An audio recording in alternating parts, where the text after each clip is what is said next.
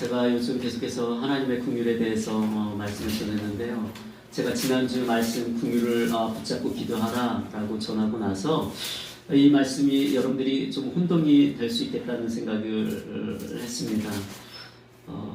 믿음의 기도와 또 불쌍히 여기는 기도 사이에서 좀 충돌이 일어나는, 겉으로 보기엔 좀 충돌이 일어나는 것 같은 그런 느낌이 들기 때문에 제가 오늘 좀 더 그것을 보충해서 우리가 말씀을 듣고요.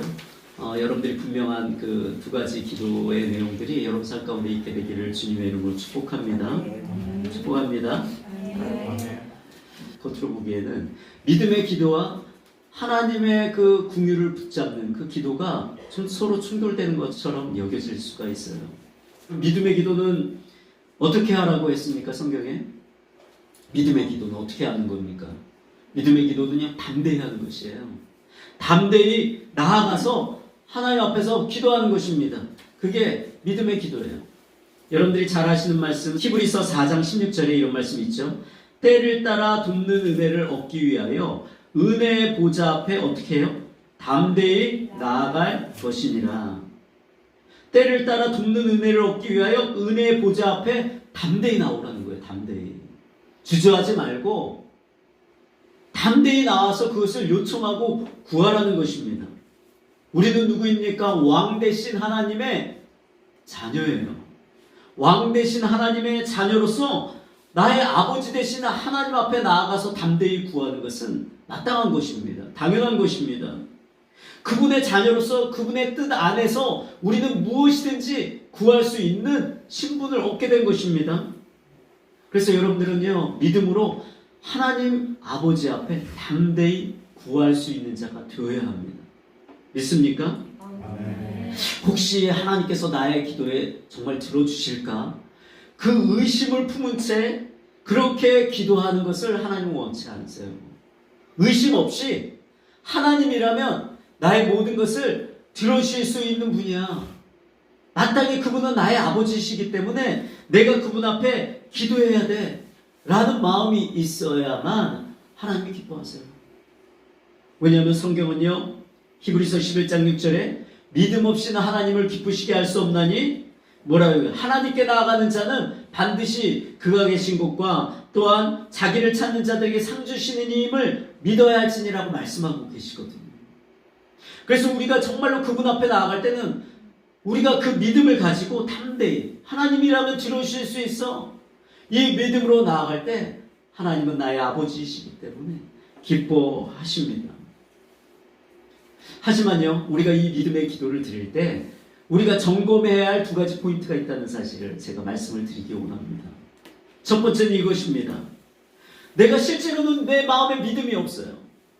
그냥 고백만 하는 거예요. 믿음이 있는 척 선포하고 믿음이 있는 척 고백할 때 여러분 하나님 앞에서 그것은 여러분 응답되지 않는 기도가 되는 거예요. 왜요? 믿음의 기도는 실제로 내 마음으로부터 그 믿어지는 그 믿음이 있어야 되기 때문에 그렇습니다. 하나님은 단순히 내 입술의 고백만을 보는 것이 아니라 내 마음속에 있는 그 믿음을 보기를 원하는 거예요. 내 마음의 중심을 보기를 원하시는 것이에요. 내 안에 실제로 그 믿음이 있는지 없는지 보시는 거예요. 살피십니다. 그렇다면 내 마음 가운데 그 믿음이 있는지 없는지 여러분 무엇으로 살피고 무엇으로 점검할 수 있겠어요? 그것은요, 여러분들이 기도할 때 보면 알아요. 여러분들이 기도할 때 정말로 믿습니다 하고 기도하는데 여러분 마음 가운데 기대감이 있습니까? 정말로 그분이 들어주시고 이루실 것에 대한 기대감이 있습니까? 여러분 믿으면요, 기대감이 생겨요. 그게 다릅니다. 믿음이 없으면 기도하고 별로 기대감이 생기지 않아요. 그런데 내 안에 하나님을 향한 믿음이 있으면 기도하면서도 기대감이 생기고 기도하고 나서도 기대감이 생기는 것입니다. 여러분 안에 그러한 기대하는 마음이 있게 되기를 주님의 이름으로 축복합니다. 아멘. 그분이라면 분명히 하실 수 있어 라는 그런 확신과 그런 믿음이 있습니까? 아니면 그분이 정말 하실 수 있을까? 라는 마음으로 여러분들이 기도하고 있습니까? 여러분 그것은 기도하는 게 아니라 하나님을 테스트하는 거예요. 기도는요, 전적으로 그분이 아버지심을 믿고 기도하는 것입니다. 아버지심을 확신하면서 기도하는 거예요. 그럴 때 하나님이 기뻐하시는 거예요. 너 안에 믿음이 있구나. 그 믿음이 있구나. 그리고 하나님 아버지께서 우리의 기도에 응답해 주시는 것입니다. 여러분 안에 그런 믿음으로 정말로 하나님 앞에 여러분 마음의 소원을 아뢰시기를 주님의 이름으로 축복합니다. 때로는 그것이 전혀 나를 향한 하나님의 뜻이 아닐 수 있습니다. 그렇다면 하나님 앞에 기도하는 것입니다. 하나님, 이것이 아버지의 뜻이 아니라면 알려주세요. 더 좋은 것을 예비하신 것이 있다면 나를 알게 하시고 나를 인도해 주세요. 여러분 기도하세요. 그러면 설령 내가 아버지의 뜻을 모르고 기도하고 있었을지라도 어떻게 됩니까? 하나님이 기도 중에 나의 길을 인도해 주세요. 방향을 고쳐주세요. 나를 바로잡아 주세요. 그리고 더 좋은 것을 채우십니다. 그래서 어찌됐든 내 안에 믿음이 있든 없든 의심이 생기든 안 생기든 여러분들이 기도하는 것이 중요해요. 기도하면서 내 안에 하나님의 믿음을 주실 수 있도록, 나의 길을 인도해 주실 수 있도록, 나의 모든 것들을 새롭게 하실 수 있도록, 그래서 하나님께서 나에게 예비하신 더 좋은 축복이 임하게 하실 수 있도록 여러분 기도의 자리에 여러분들이 기회가 닿는 대로 나오시고 기도할 수 있기를 바랍니다. 하지만 여러분들이 기억해야 할 것은 그거예요. 믿음의 기도. 이 믿음의 기도를 할 수 있는 것. 여러분 이 인식이 있는 것하고 없는 것하고 다른 거예요. 이 인식이 있으면 내 안에 설령 믿음이 없을지라도 내 안에 믿음이 없다는 것을 알기 때문에 하나님의 인도를 받을 수 있어요. 그리고 자기 안에 믿음이 없으면서도 믿음이 있다고 착각해가지고 하나님이 인도해 주시는데도 그것이 분별하지 못합니다. 여전히 믿음 없이 계속 기도하고만 있는 거예요. 고백만 하고 있는 거예요. 하나님이 받으실 만한 그런 기도가 되지 않는데도 여전히 고쳐지지가 않습니다. 그런 사람은 기도를 백날을 해도. 그러나 믿음의 기도가 응답받는다는 사실을 알고 내 안에 믿음이 적고 믿음이 아직 온전하지 않다는 사실을 아는 사람은 기도할 때마다 바뀌는 거예요. 온전해지는 것입니다. 하나님의 응답을 받게 되는 거예요. 그래서 여러분 기도하시기를 바랍니다. 그리고 믿음의 기도가 응답받는다는 사실을 분명히 인식하시고 여러분들 마음 가운데 그것을 기억하시기를 주님의 이름으로 축복합니다. 그래서 기도를 통해서 계속해서 달라지기를 바랍니다. 기도를 통해서 여러분들 계속 성장하기를 원하고 하나님의 인도를 받게 되기를 주님의 이름으로 축복합니다. 두 번째는 이거예요. 여러분들 믿음의 기도를 드릴 때 점검해야 할 것, 그것은 이거예요. 내가 분명히 믿음의 기도를 드리고 있습니다. 그럼에도 불구하고 여전히 여러분 마음의 밑바탕에는 무엇이 있어야 되냐면 내가 하나님 앞에 어떠한 응답을 받는다 할지라도 이 모든 것은 하나님의 긍휼함을 입어서 내가 은혜를 입는 것이라는 사실을 인식하는 거죠. 내가 믿음의 기도를 하고 있어요. 진짜 그분을 확실히 믿고 있습니다. 그래서 하나님으로부터 어떠한 응답을 받는다 할지라도 역시 하나님이 나의 믿음을 받으셨나 봐. 이 생각을 하지 말라는 거예요. 여전히 여러분들이 응답을 받는 이유는 다른 게 아니라 하나님의 긍휼 때문에 불쌍히 여기시는 그분의 마음 때문에 내가 응답을 받는 거예요. 은혜를 입는다는 것입니다. 여러분 이것을 분명히 기억하시기를 주님의 이름으로 축복합니다. 성경을 읽다 보면은요, 하나님 앞에 긍휼을 구하는 자는 누구나 다 응답받은 사실을 우리가 알 수 있습니다. 하나님 나를 불쌍히 여기소서 그 앞에서 탄식하며 울며 부르짖는 자의 기도는 하나같이 다 응답받았다는 사실. 히스기야가 병들어 죽게 되었습니다. 죽을 병에 걸렸다는 사실을 알게 되었어요. 그럴 때 이 히스기야 왕이 하나님 앞에 나아가서 성전에서 엎드립니다. 눈물로 호소하며 탄식하며 하나님 아버지 나를 불쌍히 여겨달라고 기도하는 거예요. 그의 그 하나님 앞에 통회하면서 긍휼을 호소할 때 하나님께서 그에게 응답하셔서 그의 생명을 15년이나 연장시켜 주셨어요. 뿐만 아니라 아수르 제국으로 인하여 멸망당할 상황이었는데 북이스라엘은 멸망당했습니다. 아수르에 의해서 멸망당하고 아수르가 이 남유다도 멸망시키기를 원했어요. 그런데 하나님께서 그가 하나님의 긍휼을 구할 때 아수르 제국으로부터 그 나라를 구원하여 주셨어요. 그가 엄청난 은혜를 받은 것입니다. 여러분, 예수님께 나왔던 수많은 사람들이 고침을 받았습니다. 그런데 그들이 하나같이 예수님께 외쳤던 기도가 있었어요. 그 기도가 무엇인 줄 아세요? 예수여, 나를 불쌍히 여겨주소서. 주 예수여, 다윗의 자손 예수여, 나를 불쌍히 여겨주세요. 그렇게 호소할 때마다 예수님은 그 사람 한 사람 한 사람 다 고쳐주셨다는 사실. 오늘 본문에 나오는 수로보니게 여인이 여러분 예수님의 긍휼을 입은 여인이었습니다. 자신의 귀신 들린 딸을 고침받기 위해서 그 먼 지역 수로보니게라는 여러분 그런 먼 페니키아 지역에서 예수님이 계신 곳까지 온 것이에요. 왜요? 예수님이라면 고칠 수 있다라는 믿음이 있었기 때문에 그 먼 곳에서 찾아온 것입니다. 그런데 예수님이 이 여인을 어떻게 대합니까? 뭐라고 이야기합니까? 이 여인에게 자녀의 떡을 취하여 개들에게 던짐이 마땅하지 아니하니라. 여러분, 이거 너무 심한 말 아닙니까? 개들이라뇨. 아니, 자녀의 떡을 이 여인에게 주는 것이 마땅치 않다뇨. 어떻게 그 먼 곳에서 찾아온 이 여인에게 그렇게 말할 수 있습니까? 왜 예수님께서 이 여인에게 이렇게 말씀하셨을까요? 왜 이 여인에게 자녀의 떡을 개들에게 던져주는 것이 마땅하지 않다? 그러면 이 여인이 뭐가 되는 거예요? 개들에 속하는 개가 되는 거예요. 인간이 아닌 거예요. 짐승 취급하고 있는 거예요. 왜 예수님께서 이 말씀하셨을까요? 그것은요, 이 여인의 그 영적인 실체를 알려주기를 원하셨다. 예수님의 말이 틀린 것이 아니었습니다. 치유와 구원은 누구를 위해서 예비된 여러분 것이냐면 하나님의 자녀를 위해서 예비된 떡이에요.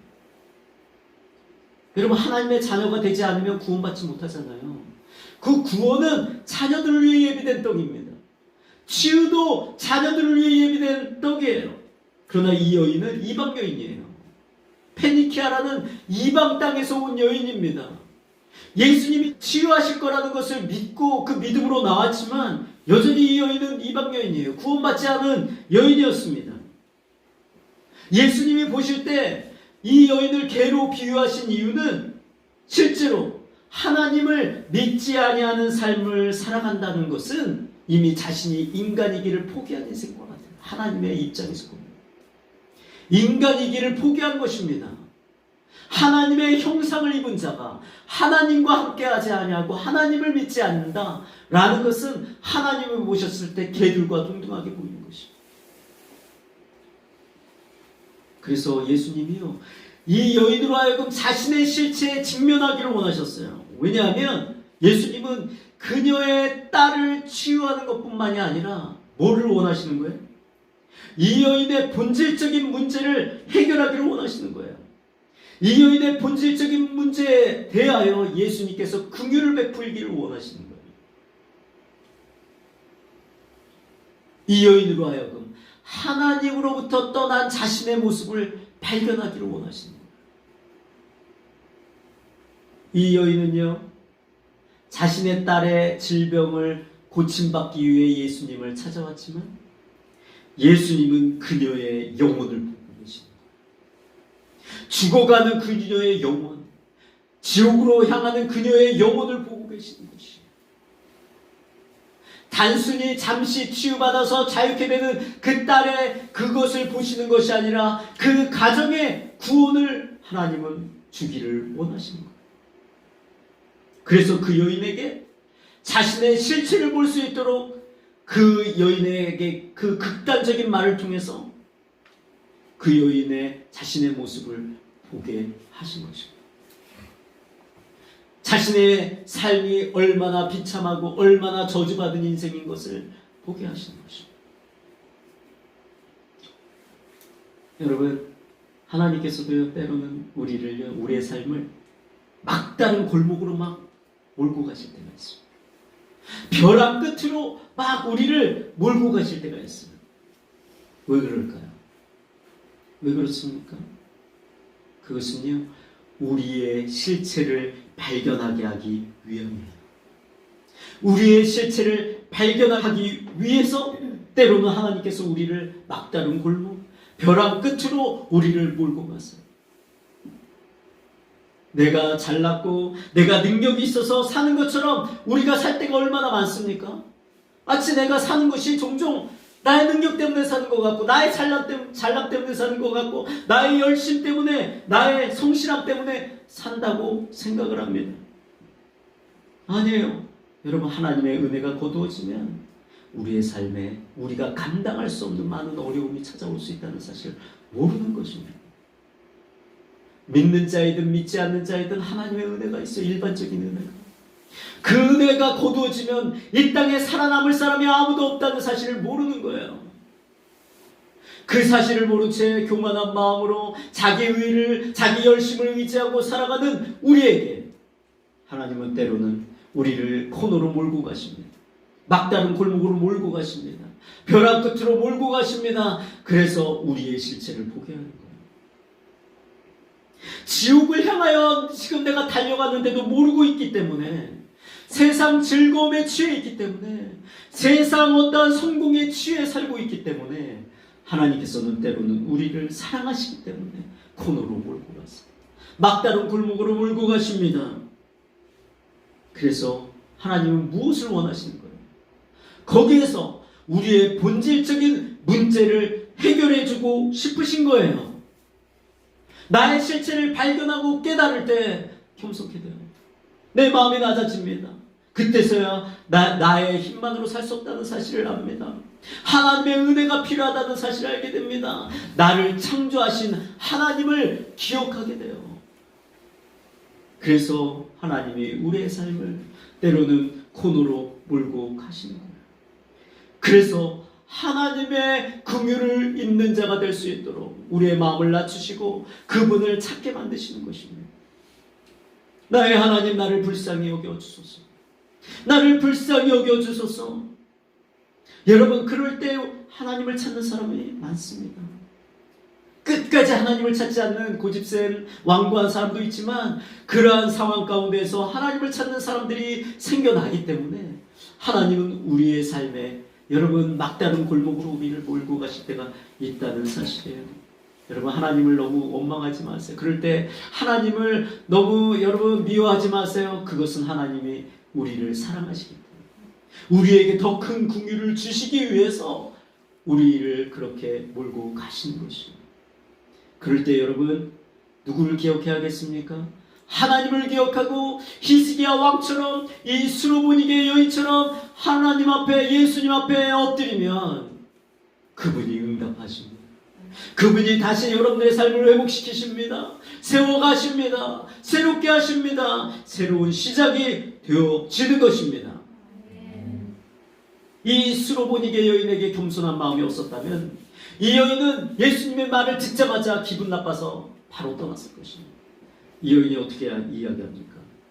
여자가 이르되 올소이다, 주여 올소이다마는 개들도 주인의 상에서 떨어지는 부스러기를 먹나이다. 이 여인이 인정하는 거예요.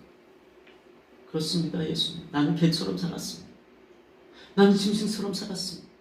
하나님이 나를 창조하셨지만 나는 하나님을 그동안 나는 섬기지도 않았습니다. 나는 이방 우상들을 섬기며 그동안 살아왔습니다. 나는 짐승 같았습니다.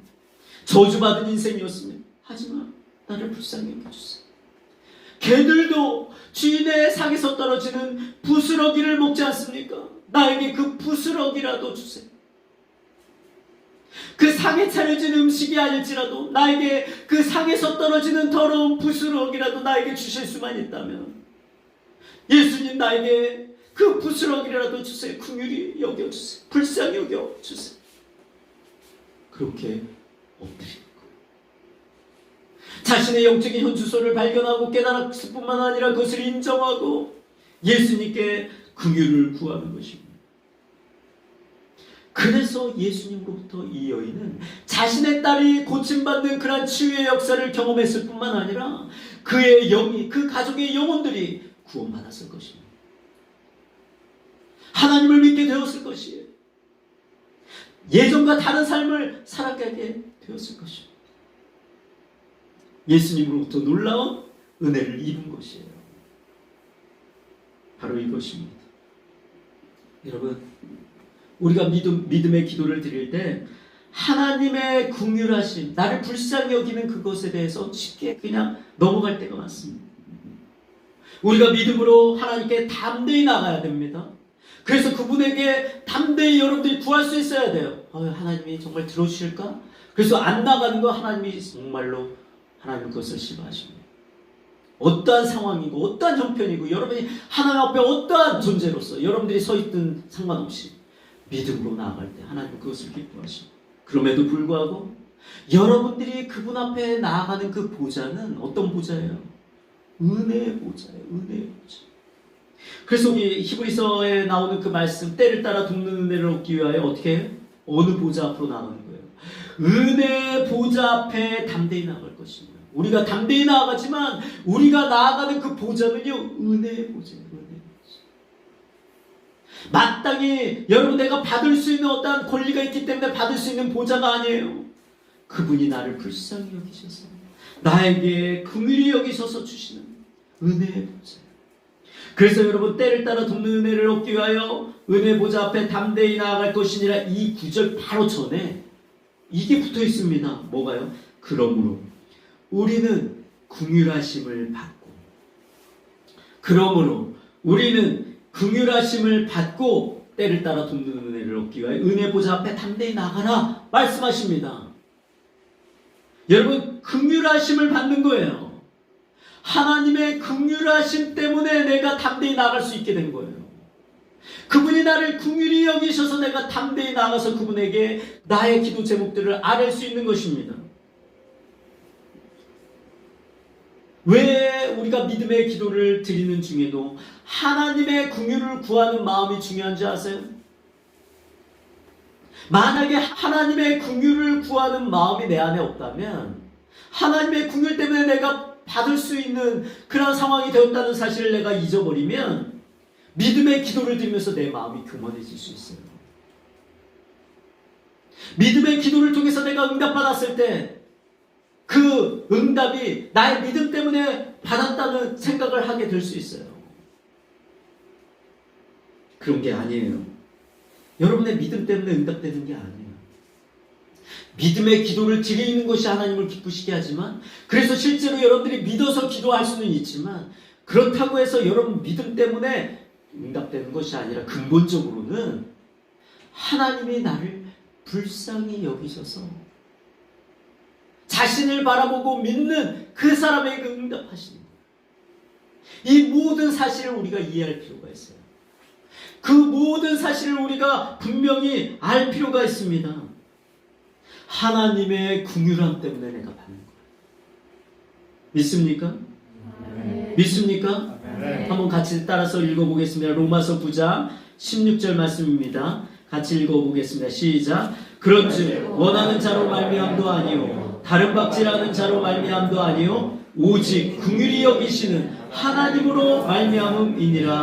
아멘. 오직 하나님의 긍휼함 때문에 여러분, 내가 하나님의 은혜를 입는 것이, 오늘날 여러분 왕의 기도라는, 우리가 왕노릇 하잖아요. 앞으로 예수님께서 재림하시면 이 땅에서 우리가 왕노릇 하는 자예요.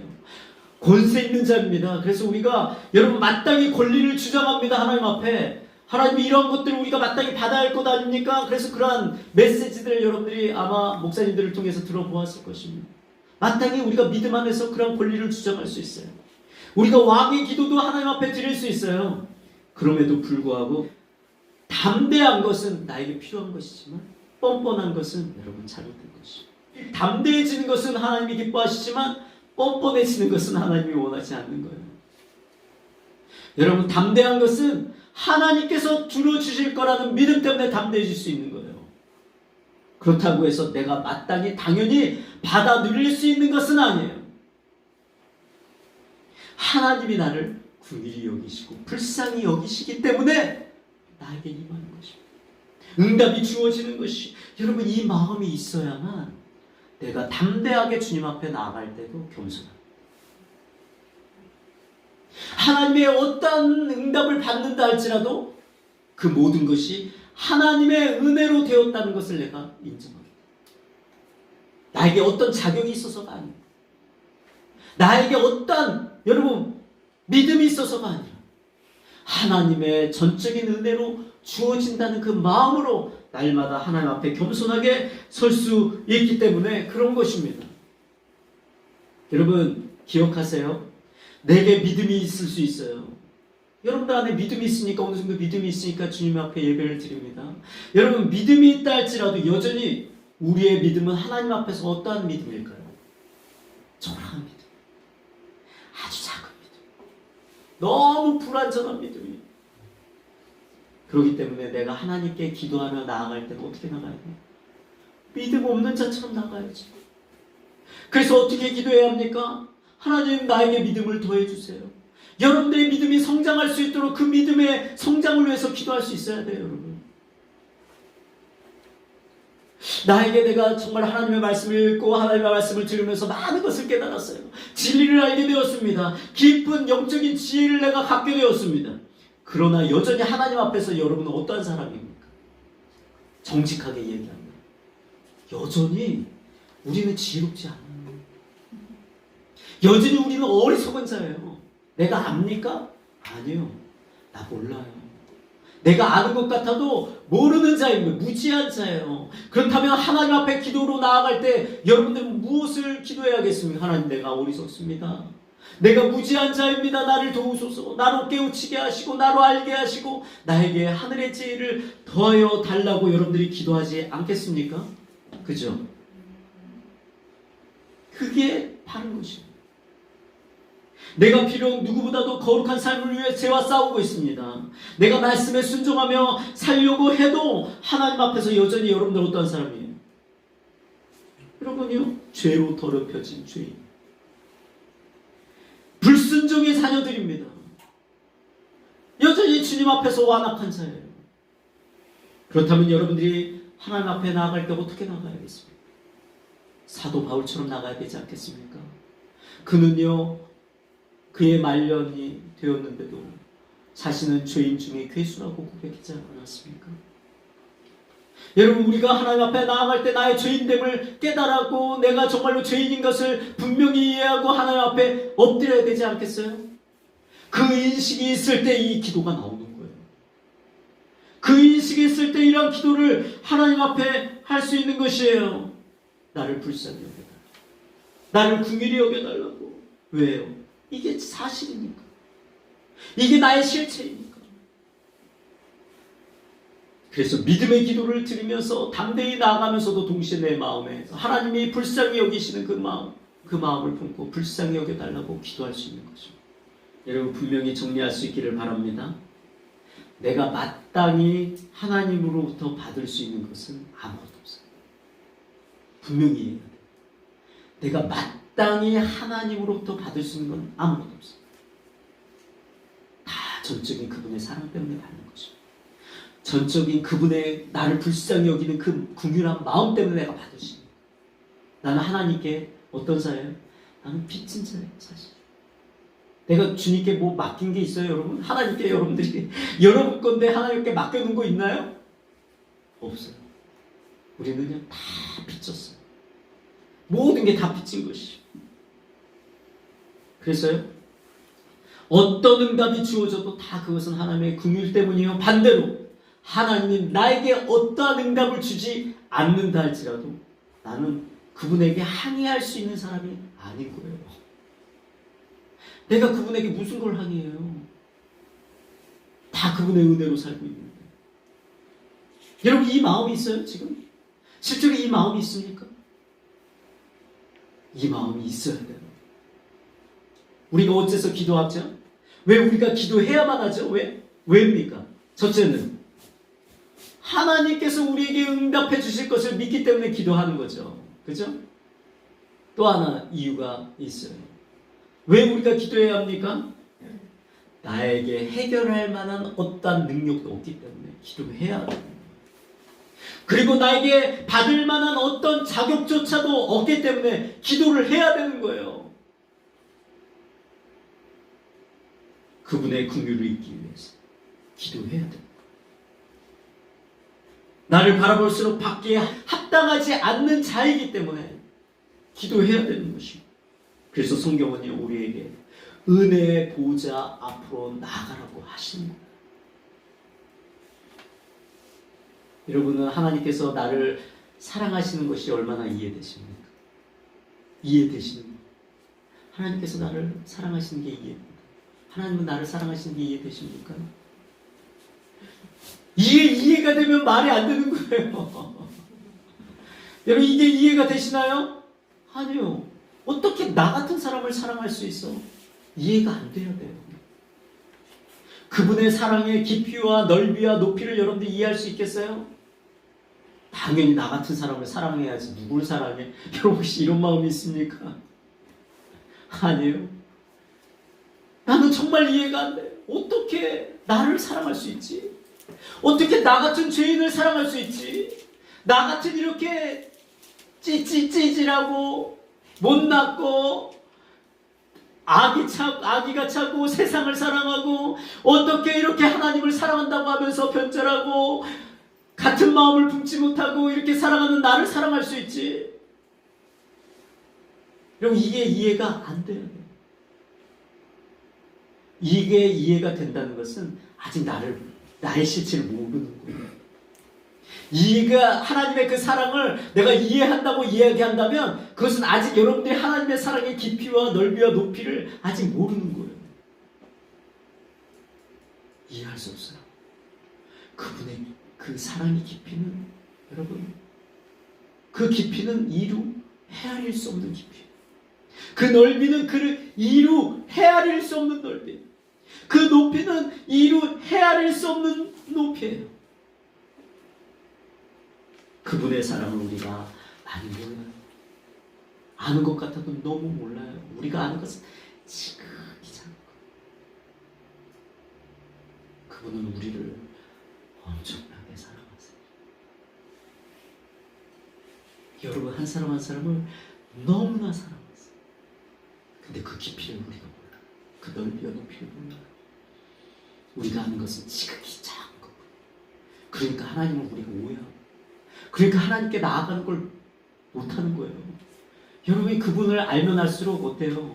그분께 더 가까이 나갈 수밖에 없어요. 모르니까 안 나가는 거예요, 사실. 사람은 가까이 할수록 어때요? 실망하잖아요. 부부도 가까이 할수록 어때요? 싸우잖아요. 처음에는 콩깍지가 탁 씌워갖고 다 좋아. 근데 어때요? 살다 보면 허물들이 보이거든요. 그런데 하나님은 그렇지 않아요. 하나님은 가까이 가면 갈수록 실망할 수 없어요. 절대 실망할 수 없어요. 감동합니다. 우리가 깨어질 수밖에 없어요. 그분의 사랑에 매료될 수밖에 없어요. 여러분 그분을 가까이 하고 싶습니까? 그분을 알아가세요. 그분의 사랑을 한번 여러분들이 경험하시면서 깨달아 보세요. 그분처럼 멋진 분 없어요. 그분처럼 위대한 분 없어요. 그분처럼 아름다운 분이 없으세요. 우리 모두 그렇게 되기를 주님의 이름으로 축복합니다. 아멘. 여러분에게 하나님의 응답을 주실 때 그게 이해되십니까? 야, 하나님이 나에게 이런 응답을 주셨어. 감사합니다. 하고 나서 그렇지 하나님 앞에 내가 이렇게 잘 보였더니 하나님이 이런 응답을 주시네. 이거는 하나님을 모르는 거예요. 여러분 하나님께서 왜 나에게 이런 응답을 주시는지 이해가 된다면 아직 그분이 여러분들을 얼마나 긍휼히 여기시는지 아직 이해하지 못합니다. 나 같은 자에게도 이런 긍휼을 베푸시는가? 어떻게 나에게 이런 응답을 주실 수 있지? 참 이해가 안 돼. 그분의 사랑, 그분의 은혜는 정말로 이해할 수 없어. 이게 정상이에요.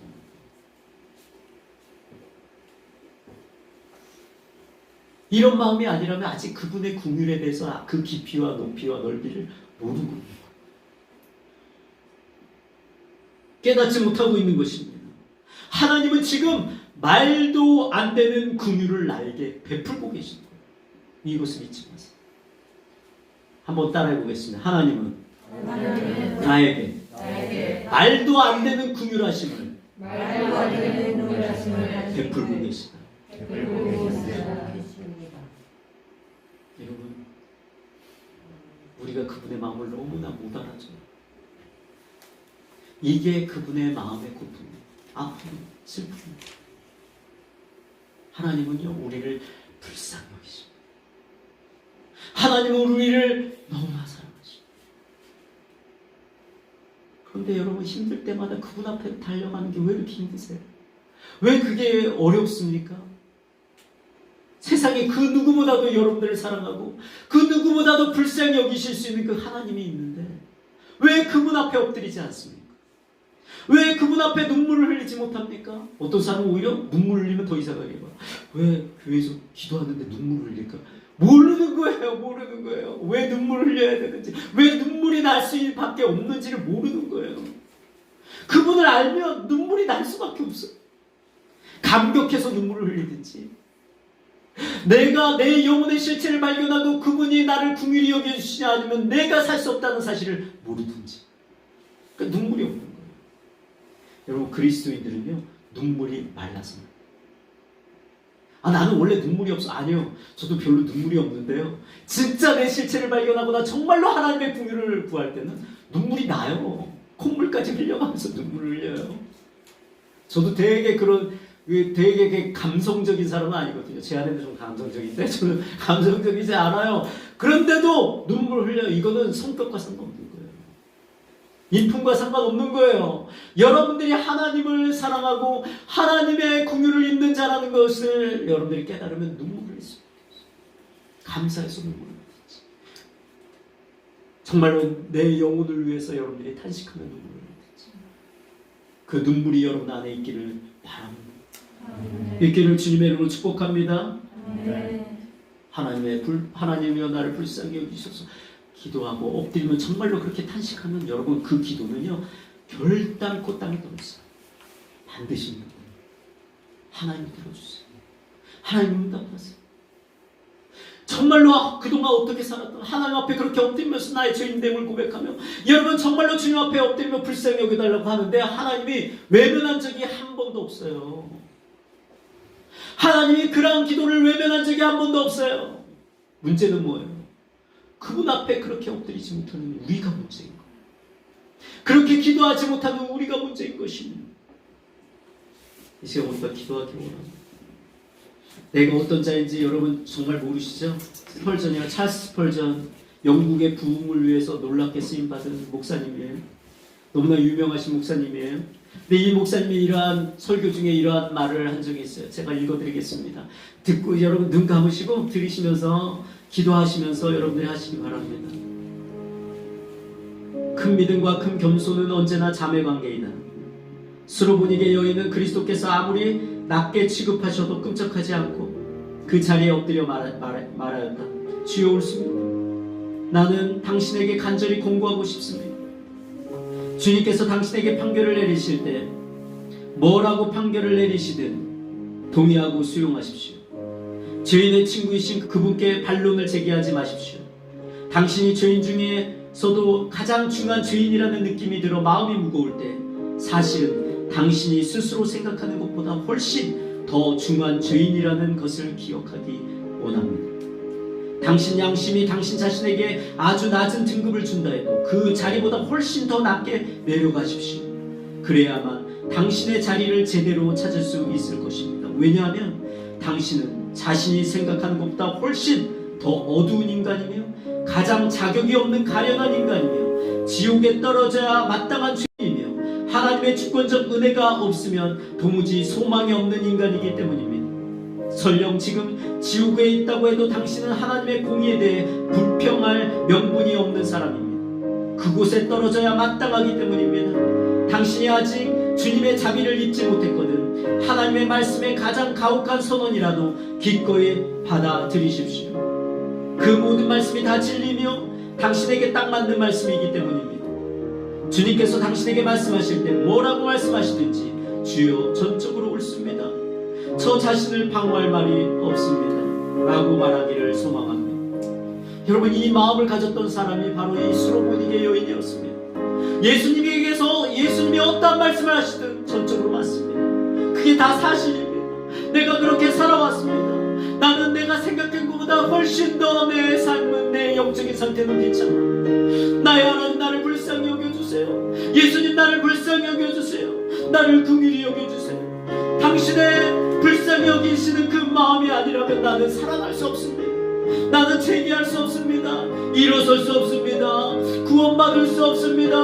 이 상황에서 나를 건지시옵소서. 나를 살리시옵소서. 나를 새롭게 하시옵소서. 주님의 그 긍휼 안에서 내가 평안을 누리기 원합니다. 주님의 그 긍휼 안에서 내가 쉼을 얻기를 원합니다. 주여, 그 주님의 십자가가 아니었다면, 예수 그리스도의 그 희생이 아니었다면 나는 벌써 멸망받았을 텐데, 나는 지금 살고 있는 이 모든 것이 하나님의 은혜로 사는 것이야.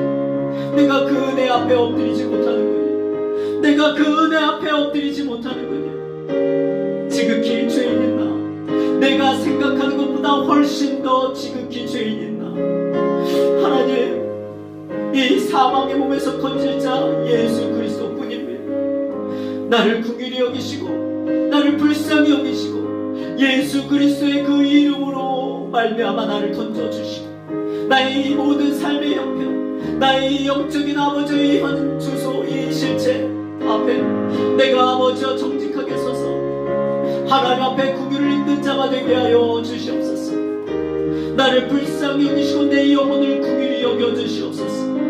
주의 긍휼과 은혜 없이는 한순간도 내가 살 수 없사오니 이 시간 나에게 은혜를 베풀어 주시옵소서. 주의 사랑을 잊게 하시고 하나님께서 나에게 어떤 은혜를 베푸시든 어떤 응답을 주시든 그것은 나와 상관이 없는 것입니다. 내가 믿음이 있지만 아버지 그 믿음으로 받은 것이 아니라 은혜로 받은 것입니다.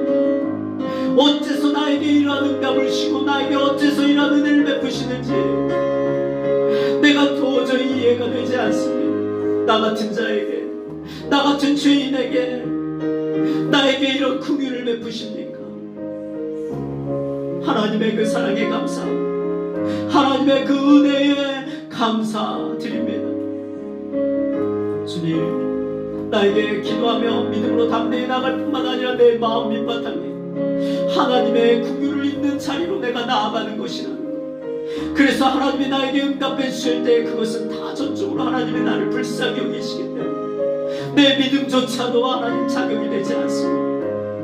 내가 믿음으로 나아가는 것을 하나님이 기뻐하시지만 여전히 하나님의 긍휼을 입는 것입니다. 오 나의 하나님, 나를 불쌍히 여기시고 나를 받아 주시옵소서. 나를 불쌍히 여기시고 나를 받아 주시옵소서. 그래서 나를 새롭게 하시고 하나님의 은혜에서 은혜에 이르게 하셔서 하나님의 은혜 때문에 지금과 다른 삶을, 지금과 다른 아버지와 시간들을 보낼 수 있도록 도와주옵소서. 즐거움, 기쁨, 평강 하나님 안에서 누릴 수 있는 모든 것을 아버지 내 안에서 누릴 수 있도록 인도하여 주시옵소서. 내 안에 아버지 슬픔을 몰아내어 주옵소서. 어둠을 몰아내어 주옵소서. 아버지 악취가 나는 인간 냄새가 나는 모든 것들을 몰아내어 주시고